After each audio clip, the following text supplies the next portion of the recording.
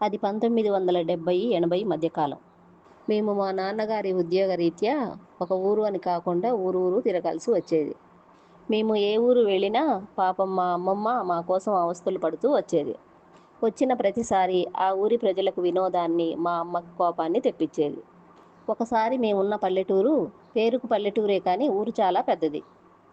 ఆ ఊరు వచ్చిన మా అమ్మమ్మ మంచినీళ్లు తీసుకొస్తా అంటూ బిందె తీసుకొని బయలుదేరింది. అప్పుడు మా అమ్మ, "వద్దమ్మా, ఈ ఊరు నీకు కొత్త, పైగా కుక్కలున్నాయంట, వెళ్ళొద్దంటూ చెప్పింది మా అమ్మ. అయినా వినకుండా మా అమ్మమ్మ, "నువ్వు ఆగమ్మా, 4 గొంతులు దాటితే మంచినీళ్ళ బావి ఉందంట, మీ పక్కింటి ఆవిడ చెప్పింది, నీకెందుకు, నేను మంచినీళ్ళు తీసుకొస్తాంటూ బయలుదేరింది. అలా చెప్పి ఉదయం 7 గంటలకు బయలుదేరిన మా అమ్మమ్మ మధ్యాహ్నం 2 వరకు ఇంటికి తిరిగి రాలేదు. 7 గంటలకి బయలుదేరిన మా అమ్మమ్మని 9 గంటల నుండి వెతకటం మొదలుపెట్టారు. బావి దగ్గర ఉన్న వాళ్ళని అడగగా ముసలావిడ మంచినీళ్ళ బిందె ఎత్తుకొని వెళ్ళిపోయిందని చెప్పారు. అప్పుడు మా అమ్మ ప్రాణం కుదుటపడింది. కాకపోతే ఏడుస్తూనే ఉంది. అప్పుడు మా నాన్న, "ఏం కాదులే, కొత్త ఊరు కదా, గొంతుల సందులు అర్థం కాక తిరుగుతూ ఉంటుంది, వచ్చేస్తుందిలే, మేము వెతుకుతాం కదా, నువ్వు ఇంటికి వెళ్ళు" అంటూ మా అమ్మని ఇంటికి పంపించాడు. వెతుక్కుంటూ వెళ్ళిన మా నాన్నతో నేను కూడా వెళ్ళాను.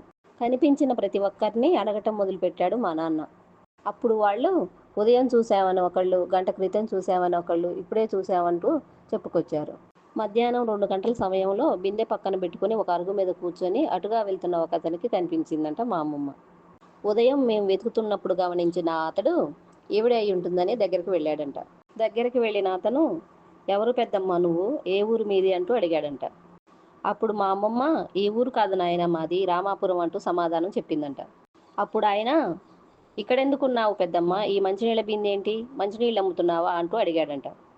అప్పుడు మా అమ్మమ్మ, "లేదు నాయన, నేను ఉదయం మంచినీళ్ళకు బయలుదేరినప్పుడు ఒక ఎద్దుల బండి మీద పొగాకు కట్ట కట్టగట్టి ఉంది నాయన" అంటూ అడిగిందంట.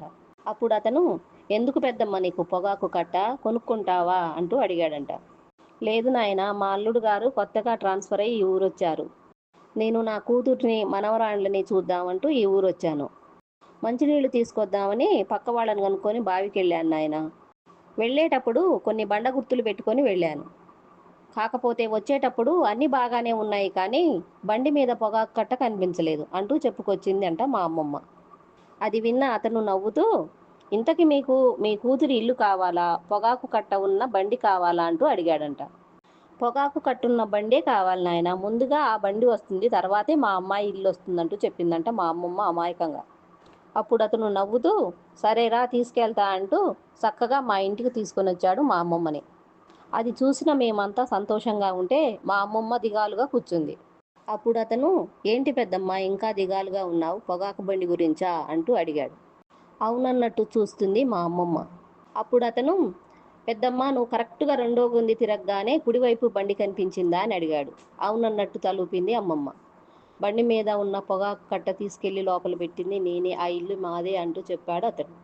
అప్పుడు అమ్మమ్మ తెలివికి అమ్మ కోపంగా చూడటం, నాన్న సర్ది చెప్పటం, ఇవన్నీ మాకు మామూలే.